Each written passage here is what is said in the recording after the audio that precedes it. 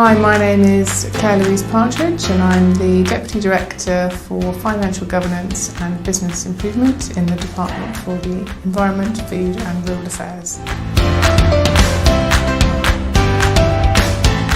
So my role is a leadership role. I lead 4 different teams.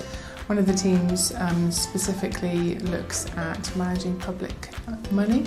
The other teams focus on business improvement. There's always different things to do. But also the thing I really like about my job are the people that I work with. I've got a great team and really great colleagues, so I feel very privileged to be able to work with them. General day-to-day involves lots and lots of meetings and lots of emails. My inbox literally does this. So I've got lots of correspondence and lots of meetings to attend where I talk a lot. I also listen a lot. I think actually having a stand has helped me listen much better. I'm not in a hurry to speak because sometimes it's more challenging. I do give lots of presentations as well. They used to make me feel quite anxious in the workplace. They don't anymore. If it's a new audience and I don't know the audience, then I sometimes feel a bit anxious about it. But I generally don't feel very anxious about it now. At university, I always wanted to be a surgeon. That was what I wanted to do, so I did my GCSEs, my A-levels. I went slightly off the rails at college, and not in a big way, but enough not to be able to study medicine at Oxford, which is what I wanted to do. So I ended up studying biological sciences, and that led me to kind of major in pathology and immunology and all those types of things. I've just kind of always followed my curiosity. The first job I had after uni, if you will, was doing a postdoc at Bristol University. So I did that, and then I applied for some research money, wasn't successful in that, and wondered why. And actually then I chose to go and work at the research councils who give out the research funding to help me understand why I hadn't got the research funding in the first place. And that was a great place to work actually. I worked for the Natural Environment Research Council. So it was an absolutely fascinating place to work. As a person who loves knowledge, it was great. When I was working there, I wanted a bit of a change and I went to work. I went on a secondment out of the Natural Environment Research Council and came to work at the Environment Agency. Well, actually my daughter has a stammer. It's not as pronounced as mine and hers is fairly intermittent. She's encountering an episode of stammering at the moment. And she is so much more confident than I was at her age. She refuses to let it define her, and actually that would be my advice to anybody, would be, we're all born with something amazing to give the world. We don't usually know what that is, and we usually happen upon it, but don't let your stammer or anything for that matter get in the way of you discovering what that is. So a story I sometimes tell about communication actually is when I was a postdoc researcher, I had to speak at a big international conference. And in these days, we didn't have kind of PowerPoint, kind of projectors and stuff. It was all done on slides. So your audience might not be familiar with this, but we had these horrible cassettes with all these little pictures in, like photographic films. And for whatever reason, the cassette stopped working, and I was stood up in front of this enormous audience, terrified anyway, and I had to talk about this really complicated chemical signalling pathway that was obviously etched on the inside of my eyeballs because I've been living and breathing it for a couple of years. And I stood there slightly starstruck, and I really felt the fear around, oh my goodness, what am I going to do? I'm going to have to talk. I've got no props, nothing to fall back on. It's just me and the audience.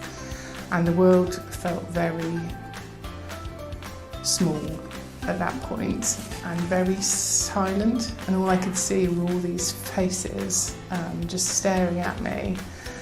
And I thought, well, I've got two choices here. I can either just crumble and just make my excuses and just not do this, or I can style it out. And I remember standing there thinking, actually just running away feels like the best option right now, but that's really not going to help anybody and I'll feel terrible afterwards. So it took every ounce of courage that I had in me to look around the room and grab a flip chart and some pens and literally start to draw this signalling pathway, and I was quite animated in a slightly Johnny Ball kind of fashion, and actually the presentation went down a storm, and I think the feedback I got afterwards was actually it was really authentic. It was a really authentic presentation, and they saw me, warts and all, and they saw me hesitate, they saw me stammer, but because I was confident in the topic that I was talking about, I was able to carry it off, and that's something which I use now. I prepare really well for presentations. I know that I stammer a lot more in a presentation when I don't feel like I understand what I'm talking about. So I work really hard to understand what I'm talking about and feel confident about answering questions, so that I don't kind of feel that anxiety around it. But it was pretty scary. Okay, so obviously working in the department, I'm really lucky. My colleagues are very supportive, my employer is very supportive. I actually lead this Stammering network within the department, and that's a real privilege. That's a real privilege because I get to hear so many people's stories, and actually I've got an opportunity to help them. I think generally, I would say, how does it feel to work in this civil service?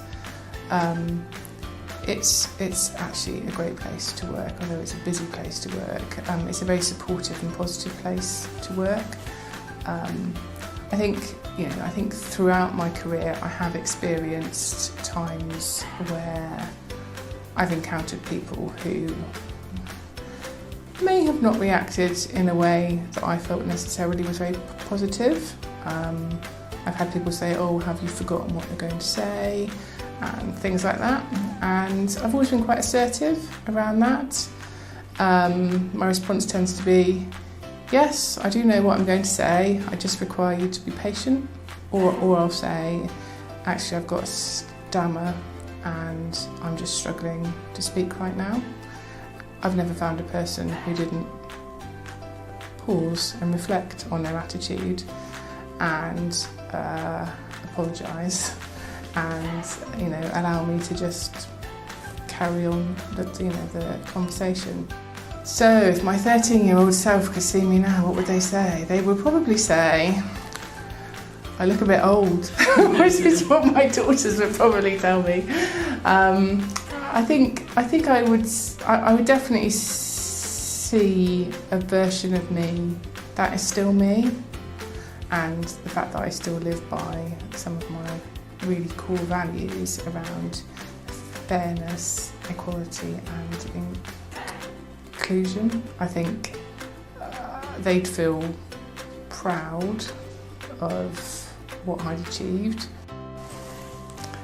Yes and no. It certainly made me stop and think about some of the choices that I've made. It stopped me from applying for the speaking parts in the school plays, even though I love performing. It made me really anxious about that. But has it ever stopped me from doing anything? No.